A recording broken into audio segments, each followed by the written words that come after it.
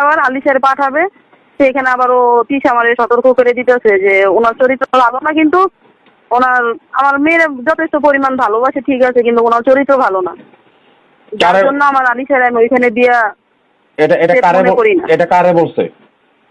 ওই যে সানিমের আব্বুর কথা বলছে, যেখানে তোমাদের মেয়ে মানে তুমি তার আব্বু বলে ডাকো, তাহলে সেক্ষেত্রে আলিশা ওনার নাতিন, নাতিনের দিয়ে যদি তুমি সাহস না পাও। আমি তিশা তার বাবাকে নিয়ে অনেক বেশি গর্ব করে, আর তিশার বাবার চরিত্র এত বেশি খারাপ, আর সেই খারাপের কল রেকর্ডিংই কিন্তু প্রকাশ করলো তিশার বাসারই কাজের আপু। তো কাজ করে যে মানুষটা আর কি, সেই আর কি এই কল রেকর্ডটা ফাঁস করেছে যে তিশার বাবার চরিত্র নাকি অনেক খারাপ। যেহেতু তিশাদের বাসায় অনেক কাজকর্ম করে, তাহলে তিশাদের পরিবার সম্পর্কে কিন্তু কাজের বেটি অনেক কিছুই জানে, আর জানে বলেই কিন্তু সব কিছু ফাঁস করে দিছে, আর এই কল রেকর্ডিংটাও কিন্তু ফাঁস হয়েছে।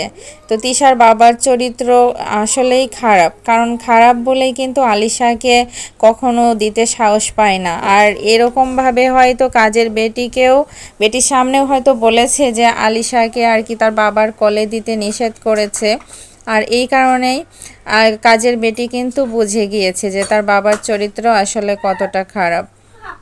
এরা আসলে প্রত্যেকেই কি বলবো, এদের চরিত্র সম্পর্কে প্রত্যেকেই জানছে।